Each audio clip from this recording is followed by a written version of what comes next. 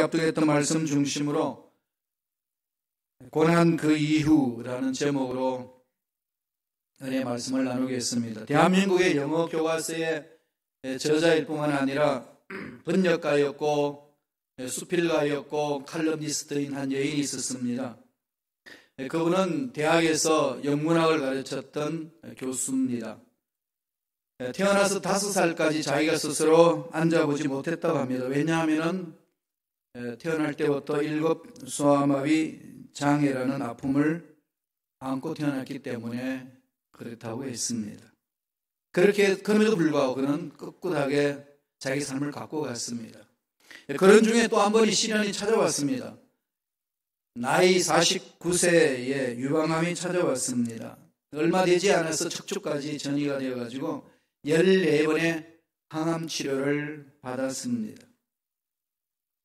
그렇게 힘든 상황 속에서도 자기 인생을 포기하지 아니하고 아주 그냥 꿋꿋하게 자기 삶을 갖고 갔습니다. 그분이 이렇게 고백했어요. 하나님은 다시 일어서는 법을 가르치시기 위해 나를 넘어뜨린다고 믿습니다. 넘어질 때마다 다시 죽을 힘을 다해 일어났고 넘어지는 순간에도 다시 일어설 힘을 모았습니다. 그렇게 해서 자기 삶을 갖고 갔어요. 투병생활 기간 동안에 3권의 책을 쓰고 4권의 책을 번역을 했습니다. 그분의 이름은 장영희 교수입니다. 성황대학교 영문학 교수였던 장영희 교수. 정말 젊은 사람들한테 많은 희망을 줬습니다. 그리고 암 환자들에게 엄청나게 소망을 던져주고 일어설 수 있는 용기를 주고 고난당함에도 불구하고 어떻게 살아야 될 것인가를 몸으로 보여준 정말로 하늘빛에 받는 일꾼이었습니다. 2009년도에 57세의 나이로 8년 동안 투병생활을 마치고 삶을 마무리 지었습니다. 그분이 쓴 살아온 기적, 살아갈 기적 이렇게 이야기를 해요. 지난 3년간 살아온 나날은 어쩌면 기적인지도 모른다. 힘들어서 아파서 너무 짐이 무거워서 어떻게 살까 노심초사했고 고통의 나날이 끊어지지 않을 것 같았는데 결국은 하루하루를 성실하게 열심히 살며 잘 이겨냈다. 그리고 이제 그 내공의 힘으로 더욱 아름다운 기적을 만들어갈 것이다. 불안이 없었어요. 5살까지 1급 소아마비 장애로 태어나서 앉아보지도 못한 삶이었는데 자기 삶을 갖고 가면서 유학도 하고 공부도 박사학위도 받고 결국은 대학 교수로서 자기 삶을 펼쳐나갔습니다. 또다시 찾아온 49세에 찾아온 그 암도 그 사람을 그 자리에서 마무리 짓도록 하지 못했습니다. 버텼어요. 버티고 또 버티고 또 버텨서 자기가 할 수 있는 멋진 삶을 다 살아냈습니다. 그리고 마지막 말을 이렇게 했습니다. 좀 유머스럽게 표현을 했어요. 네, 힘들다. 참 힘들다는 거죠.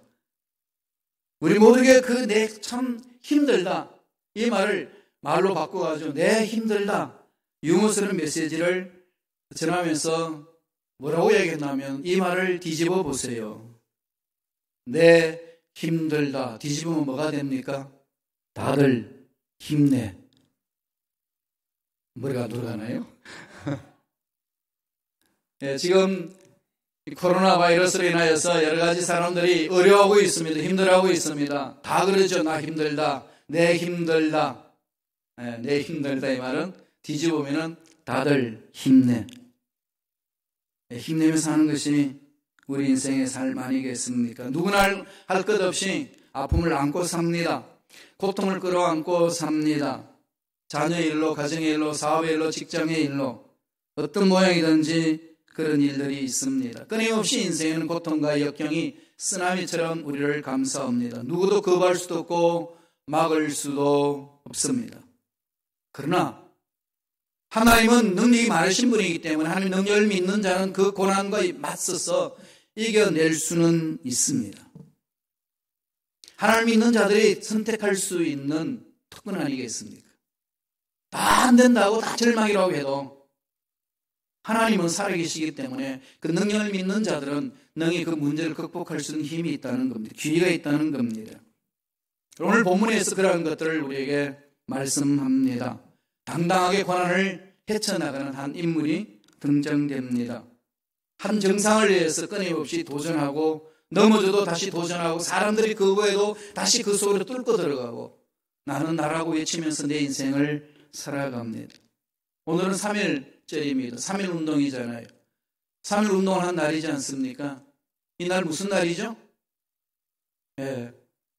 우리를 괴롭혔던, 우리의 주권을 빼앗았던, 우리에게 자유를 없게 했던, 우리의 언어를 사용하지 못했던 그 일제를 향하여서, 일본 제국주의를 향하여서 일어선 민중의 소리가 외쳐졌던 날입니다. 자유가 없는 자의 삶은 그냥 개 같았습니다. 강아지보다 못한 거 아니겠습니까? 그런데 불구하고 거기에 매여 사는 하이에나처럼 일본 제국 시대에서 빌 붙여서 먹고 사는 사람들이 있는 반면에 목숨을 던지면서 민족의 자유를 위해서 외쳤던 사람들도 있습니다. 이게 진정한 자유를 갈구하는 자의 삶이 하나님을 믿는, 하나님을 따라가는 자의 삶 아니겠습니까? 아무리 약한 자들이 흑암의 세력들을 넘어뜨리게 한다 할지라도 전능하신 하나님 살아계시기 때문에 하나님을 믿고 나아가면 언젠가는 그 모든 문제는 능히 극복할 수 있으리라 믿습니다. 그런 삶을 산 사람을 오늘 본문에서 가르쳐줍니다. 누군가요? 사도 바울입니다. 그가 처해 있는 상황을 이렇게 묘사합니다. 한번 읽어보실까요? 고린도후서 1장 8절 9절입니다. 다 같이 우리 한 목소리 천천히 읽겠습니다. 형제들아, 우리가 아시아에서 당한 환난을 너희가 모르기를 원하지 아니하노니 힘에 겹도록 심한 고난을 당하여 살 소망까지 끊어지고 이는 우리 자신이 사형 선고를 받은 줄 알았으니. 고난을 당하여, 어떤 고난? 심한 고난을 당하여 어디까지 갔다고 이야기하죠? 살 소망까지 끊어졌습니다. 절망이라는 거죠. 살 수 없다는 겁니다. 죽는 게 낫다는 겁니다. 그래서 외치기를 사형 선고를 받은 줄 알았다. 사형 선고를 받았다 그런 거죠. 끝났다는 거죠. 그런데 이 말에는요, 여러분 다시 한 번 더 생각해 봐야 됩니다. 절망 속에 빠져 있는 사람은 사형 선고 받았나요? 저와 여러분은 어떤 거죠? 저와 여러분도 사형 선고 받았습니다. 그 말은 무슨 말이죠? 언젠가 사형 선고가 집행됩니다. 짧으냐 기냐 그 차이밖에 없지 않나요?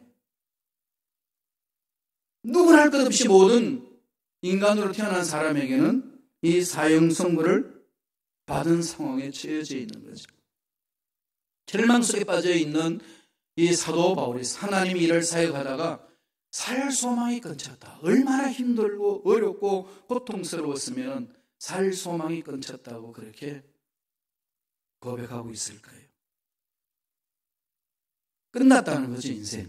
자, 이런 정도가 오면 어떻게 되죠? 끝을 내야 되나요?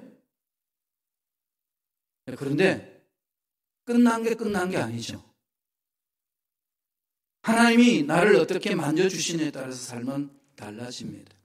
사람들마다 크고 작은 문제들을 안고 있고 힘들고 어려운 상황들을 다 체험하고 있습니다. 하나님이 우리를 사랑하시는데, 하나님 우리를 행복하게 만들어주시길 원하시는데, 왜 하나님은 우리들 하여금 이렇게 사형 선고를 받은 것 같더라, 나는 살 소망까지 끊겨노라 고백할 수밖에 없는 상황으로 몰고 갈까요?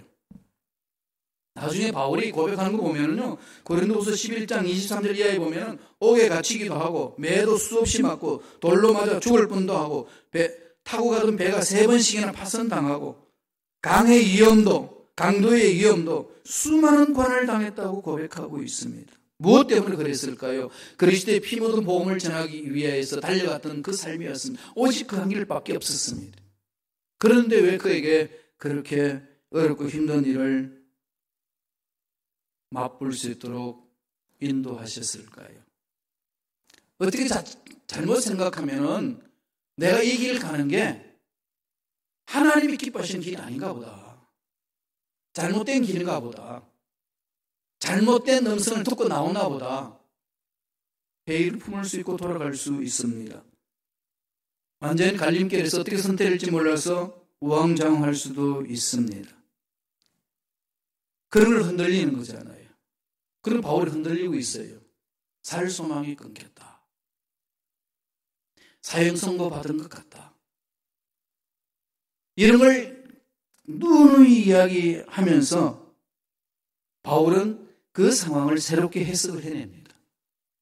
하나님 만난 자들은 사형 선고 받은 그 상황 속에서 관점이 달라지고 해석이 달라집니다.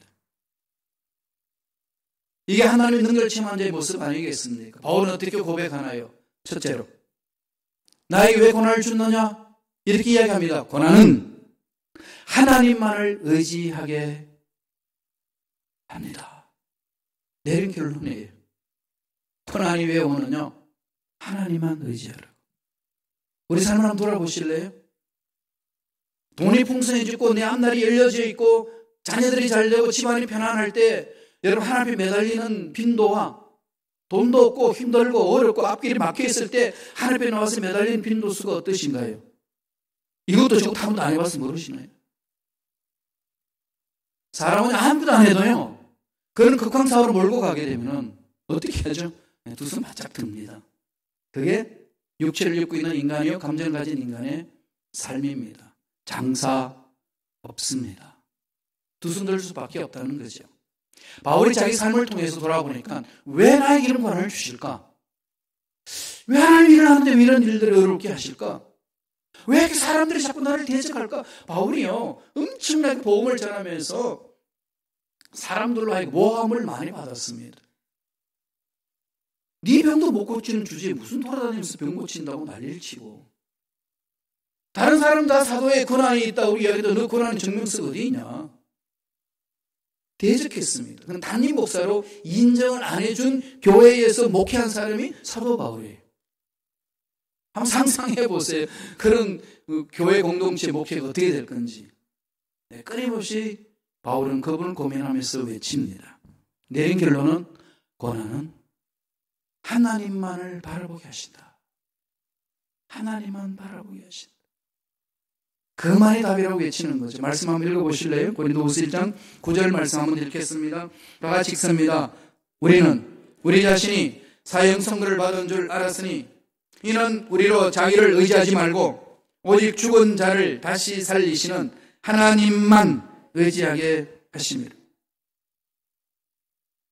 내 자신에 대해서 절망을 느끼고 내 자신에 대해서 구제불능이라고 느끼면은 내 자신을 의지하고 내 자신을 향해서 달려가고자 하는 마음이 생길까요? 뭐라고 결론 내죠? 나는 안 된다. 나는 안 되는구나. 그럼 어디로 가야 되죠? 나를 창조하신 하나님께 매달릴 수밖에 없습니다. 사도 바울이 로마 교인들에게 편지 보내면서 로마 7장에서 자기 삶을 이렇게 막 설명합니다. 로마 교인들 한번 만나보지 못했거든요. 로마 편지를 보낼 때에 로마의 교회에다 편지 보낼 때 나이가 55세 후반 정도, 55세 기준 왔다 갔다 하는 그 나이였어요. 63세에 순교당했습니다. 29세에 다메섹 도상에서 부활의 주님을 만났어요. 그리고 나서 55세까지 삶은 어땠나요? 능력사역이었어요. 막 죽은 자도 막 살아나고 병 쫓겨나가고 기적은 이루 말할 수 없이 시험을 했고 가는 곳마다 교회를 세우고 교회를 세워서 그 성도들이 모여드는데 자꾸 바알을 대적하고 옮기고 또 다시 세우고 이런 능력 사역을 했습니다. 그리고 로마 교회에다 편지를 보내면서 고백을 합니다. 7장 내용에 내가 원하는 것은 하지 않고 원하지 않는 짓을 하는 것이 왜 이런지 모르겠다. 형제를 사랑해야 된다고 외치지만 막상 형제를 보면 사랑하는 마음이 생기지 않는다. 나도 모르게 얼굴로 돌아간다는 거죠. 하나님의 사랑으로 내가 그를 사랑해야지 외쳤는데 막상 그 인간을 보는 순간에 사랑은 그냥 얼굴도 보기 싫어. 돌린다는 거예요. 이게 왜 그런지 모르겠다는 거예요. 그게 초신자 상태가 아니라 사역을 마무리 짓는 말미에서 고백하는 그 내용입니다. 그런 거 체험하지 않으시나요? 왜 이래? 이러면서 괴로워하죠. 그러면서 뭐라고 외치나요? 오라 나는 공고한 사람이로다. 누가 이 죄악의 몸에서 나를 건져내라. 로마서 7장 24절에 그렇게 말합니다. wretched man, 나는 안 된다. 구제불능이다. 누가 이 상황에서 나를 건져내라. 그래 내가 뭐 하겠다고 외치는 것이 위선이 안 된다는 거죠. 그리고 나서 어디서 답을 찾나요? 로마서 8장에 가면은 답을 찾습니다. 로마서 8장 1절부터 뭐라고 이야기합니까? 생명의 성령의 법이 죄와 사망의 법에서 너를 해방하였음이라. 온전히 말씀 위에 쓰고 말씀의 약속을 붙들고 성령에 사로잡히면 내 속에 있는 이 모든 죄악의 연약함을 내가 극복할 수 있노라. 내 힘으로 안 되지만은 온전히 성령에 사로잡힐 때 가능하다는 겁니다. 그때 바울이 내 속에 있는 죄라고 말했던 것은요, 죄를 지어서 실정법을 말하는 것이 아니고 하나님의 말씀을 거부해서 죄를 지었다는 게 말 아니고 자기의 연약성을 말합니다. 죄를 지을 수밖에 없는 상황에 놓여있는 나의 모습, 육체를 입고 있는 이상, 이 죄성을 벗을 수 없는 그 상태를 말하는 거예요. 하나님의 자녀가 되어서 죄를 씻음 받았어요. 하나님의 유혹을 받을 수 있는 특권을 가지고 있습니다. 그럼에도 불구하고 넘어질 수 있는 육체의 연약성 내 속에 있다. 그걸 고백하는 거죠. 언제까지 그럴까요? 네, 죽을 때까지. 그래서 이걸 벗은 날이, 이걸 벗는 날이 우리 인생 최고의 날이잖아요. 육체가 있는 이상은 벗은 날이 없습니다. 그러니까 내린 결론이 뭘까요? 우리 인생의 최고의 날은 언제죠? 이 죄성을 벗어버리는 거. 어떻게 벗나요? 죽을 때. 죽는 날은 우리 인생의 최고의 날입니다. 죄성을 벗어버리는 날이요, 하나님을 만나는 날이요, 하나님이 예배하신 천국에서 개선식을 갖는 날이요, 최고의 날입니다. 이 부분이 여러분 가슴에 정말로 깊이 뿌리 박혀야 돼요. 그래 죽음을 이겨낼 수 있고 어떤 상황에서도 이겨낼 수 있습니다. 그러면 이 세상 살면서 죄성은 어떻게 됩니까? 아무리 성령 충만해도 죄성 벗기지 않아요. 그럼 왜 성령 충만해야 될까요? 네, 성령 충만하면 이 죄성을 짓밟아 버립니다. 나를 넘어지게 하는 그 세력들을 짓밟아 버리고 일어설 수 있습니다. 다스릴 수 있는 능력이 내 힘이 아니라 성령의 능력으로 감당할 수 있다는 거죠. 이런 것을 맛보기 위해서 하나님은 우리에게 고난이라는 현장 속에 던지시고 훈련하신다는 그 얘기입니다. 깜깜한 동굴을 속에 들어가는 것과 깜깜한 터널 속에 들어가는 것은 엄청나게 차이가 있잖아요. 똑같은 깜깜함을 체험하지만 동굴은 막혀 있습니다. 끝이 없습니다. 그러나 터널은 끝이 있습니다. 예수 그리스도 안에 사는 약속의 말씀을 붙들고 나아가면 내 삶이 지금 과정 속에 깜깜하고 절망적이고 상황이 어렵고 어떻게 될지 몰라 방황한다 할지라도 하나님 때가 되면은 그 터널은 끝이 있습니다. 뚫려 있습니다. 이 은혜를 체험하는 거 아니겠습니까? 하나님만 의지하며 나아갈 때 하나님이 예비하신 그 놀라운 복을 능히 체험할 수 있으리라 믿습니다. 이게 우리가 체험해야 될 상황입니다. 이 시대 상황에서 우리가 자녀들한테 물러줘야 될 유선이 바로 그거 아니겠습니까? 바울은 육체에 가시가 있다고 그랬잖아요. 그래서 기도했어요. 병이 있었습니다. 무슨 병인지 성경에 구체적으로 말하지는 않습니다. 추정해 볼 때 안질이 있었지 않느냐, 아니면 곱추냐, 뭐 그런 것도 있어. 볼품이 없다고 그랬어. 아니면 말더듬이냐, 말을 못했다고 했습니다. 아니면 간질이었냐, 뭐 등등 여러 가지 이렇게 이야기가 나왔는데 추정일 뿐이지 정확하게 알 수는 없습니다. 그래서 사도 바울은요 몸부림칩니다. 낫게 해달라고. 하나님 사역에 너무 걸림돌 됩니다. 이것 때문에 너무 공격을 많이 받습니다. 하나님 낫게 하여 주옵소서. 3번을 그렇게 했더니 하나님이 뭐라고 그러시죠? 네 은혜가 축하다. 하나님으로부터 듣는 거죠. 하나님이 네 뜻대로 하려고 하지 말고 너의 마음을 전체로 나한테로 주라. 네가 받은 그것에 족하니라. 그 음성을 듣고 나서 한 번도 반항하지 아니하고 그대로 순종합니다. 그리고 이렇게 고백을 해요. 고린도후서 12장 10절 볼까요? 다 같이 한 목소리 천천히 이렇게 했습니다.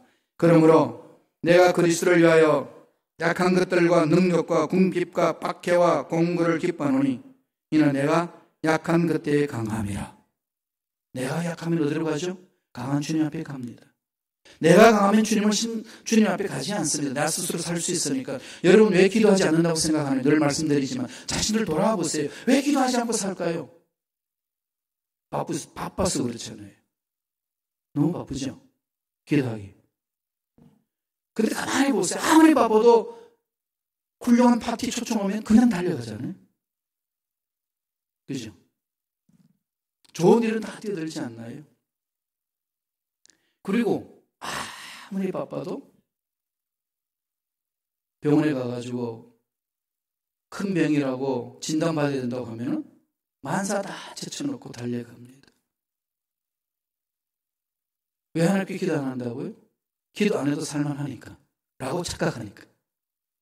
기도하지 않고도 살만하다고 착각하니까. 기도하지 않고도 사업할 수 있다고 착각하니까. 기도하지 않아도 내 자녀를 잘 양육할 수 있다고 착각하니까. 그건 지극히 약한 영들이 장난치는 겁니다. 휘말려들지 마세요. 따라서 기도는 왜 안 하느냐? 시간 없어서 못하는 거 아니에요. 교만해서 안 하는 겁니다. 그렇게 살아와도 된다고 하니까. 그래서 하나님은 그런 자들을 만져주시잖아요. 우리를 만져주잖아요.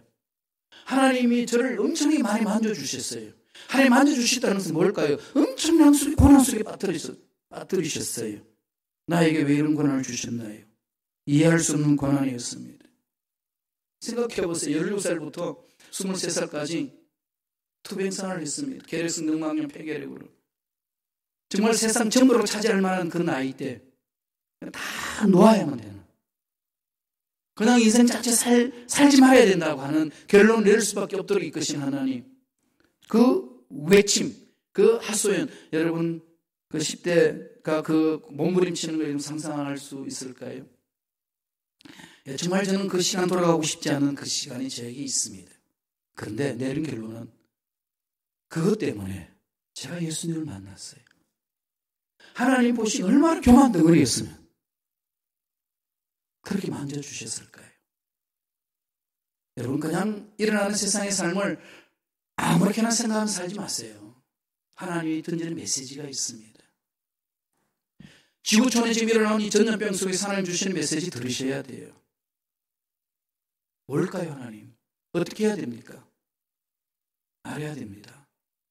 우리는 그렇게 살아야 되는 거죠. 부르짖으면은 그 부르짖음 속에 하나님 만남이 있거든요. 사도 바울은 고린도후서 1장 10절에 이렇게 말합니다. 다 같이 한번 읽어볼까요? 그가 이같이 큰 사망의 소리를 건지셨고 또 건지실 것이며 이후에도 건지시기를 그에게 바라노라. 이게 지금 우리가 몸부림쳐야 될 부분 아니겠어요? 여태껏 건져주신 하나님 앞으로도 건져주시고 우리 자녀들도 보호해주시고 건져주시고 이끌어주실 줄로 믿습니다. 하나님의 건져주심 속에 들어가기 위해서는, 보호함 속에 들어가기 위해서는 어떻게 해야 될까요? 우리의 죄악을 통회자복하며 돌아서야 됩니다. 내가 물질에 대해서, 건강에 대해서, 시간에 대해서, 하나님의 일에 대해서 잘못한 일이 무엇인지 돌아봐야 되지 않나요? 나 하나 일어서는 것이 중요하지 않습니까? 3.1 운동도 나 하나가 헌신하게 갔다고 일어서서 만드는 운동이 3.1 운동 아니겠습니까? 나 하나 올바로 쓰면 가정이 살고 나라가 삽니다. 교회 공동체도 마찬가지입니다. 누구 탓할 게 어디 있겠습니까? 하나님만을 의지하는 자에게 주신 은혜입니다. 빌립보서 4장 13절에 바울이 그래서 뭐라고 고백하죠? 힘들고 어렵고 고통스러울 때에 도저히 감당할 수 없을 때 이렇게 이야기합니다. 내게 능력 주시는 자 안에서 내가 모든 것을 할 수 있느니라. 누구 안에서 하나요? 돈 안에서. 우리는 그래요. 돈 안에서 할 수 있다고 생각해요. 세상 그게 파워입니다. 그런데 우리 성도들도 그러고 있어요. 저도 그럴 때 많습니다. 그래서 이건 통회자복해야 돼요. 내게 능력 주시는 자 안에서 내가 모든 것을 할 수 있느니라 목소리 외쳐서 뭐 고함을 지르며 하는데 막상 돈이 떨어지면 못해. 안 그런가요? 이거 여러분 극복하셔야 될 문제 아니신가요? 제가 요새 이거와 싸우고 있습니다. 저도. 하나님 어떻게 해야 합니까? 어떻게 해야 됩니까? 세상의 파워는 돈인데 교회에서 파워도 돈입니다. 지금. 아닌가요? 제가 물어봤어요, 스스로. 우리 교회에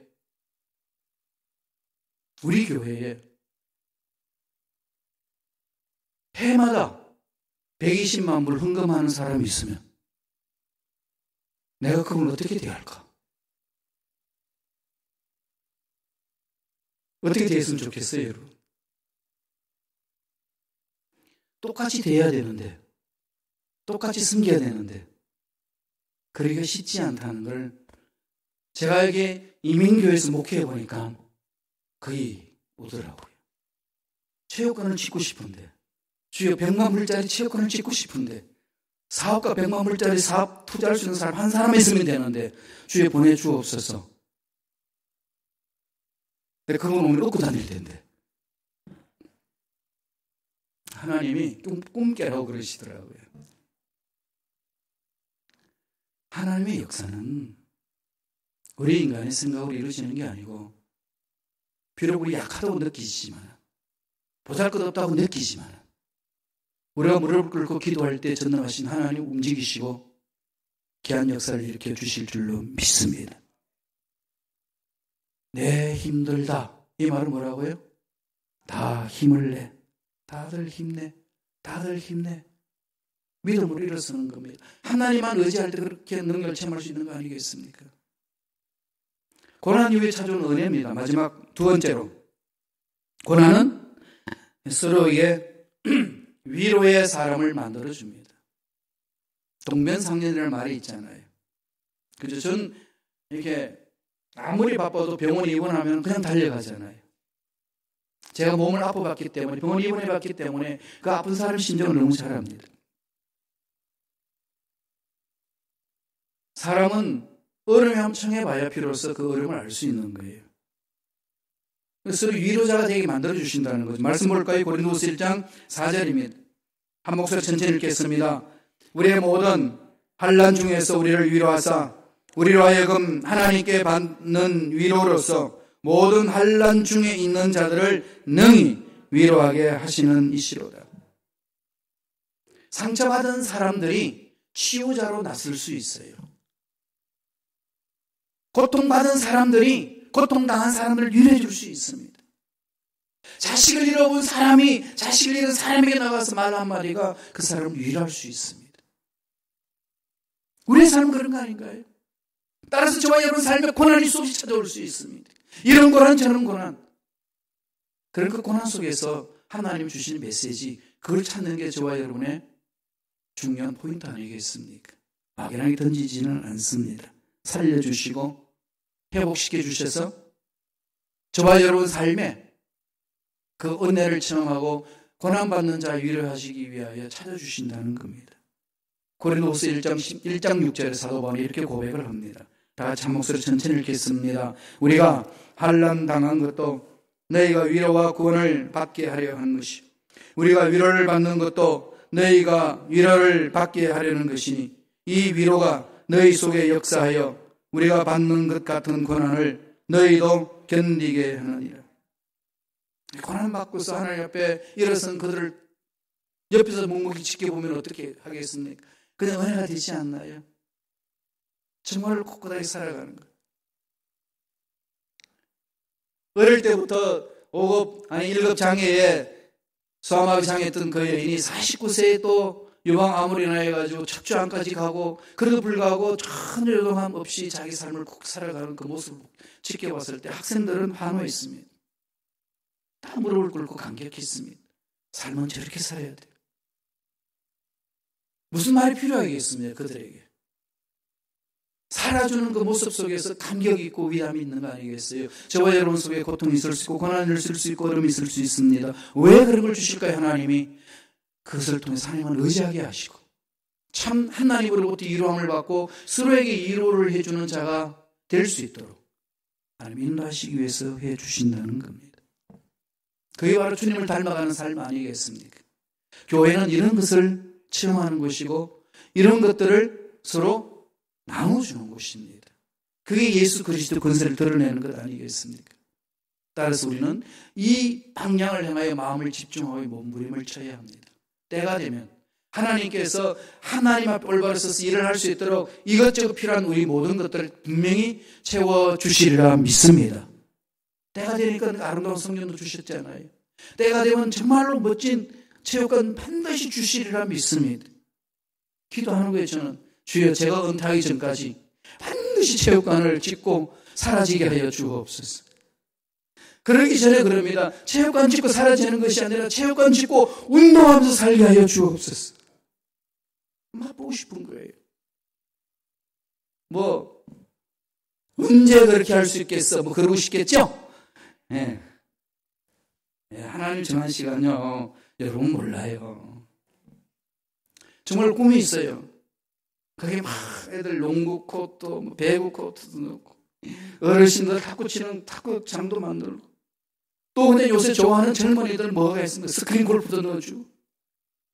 이래가지고 그냥 교회에서 살 수 있도록 만들어내는 그런 시스템. 우리가 삶을 얼마나 살겠어요? 사는 동안에 그렇게 살아야 되지 않겠습니까? 우리 후배들한테 넘겨주고, 주여 이것을 허락하여 주옵소서. 부르짖는 거죠. 하나님께 매달려서. 고린도후서 1장 11절 보실래요? 다 같이 우리 한 목소리 천천히 읽겠습니다. 너희도 우리를 위하여 간구함으로 도우라. 이는 우리가 많은 사람의 기도로 얻은 은사로 말미암아 많은 사람이 우리를 위하여 감사하게 하려 함이라. 우리를 위하여 간구함으로 도우라. 이거 뭉쳐야 돼요. 저와 여러분. 목사님 알아서 하세요. 나는 내대로 살 겁니다. 이러지 마시고 바빠도 모입시다. 모이고 부르짖읍시다. 그래서 하나님 살아계심을 맛봐야 되지 않겠습니까? 우리 교회를 통해서 하나님 하실 일이 있어요. 우리 자녀를 통해서 하나님 하실 일이 있습니다. 순범시가회 공동체를 통해서 이 지역사회에서 이렇게 하실 일이 있습니다.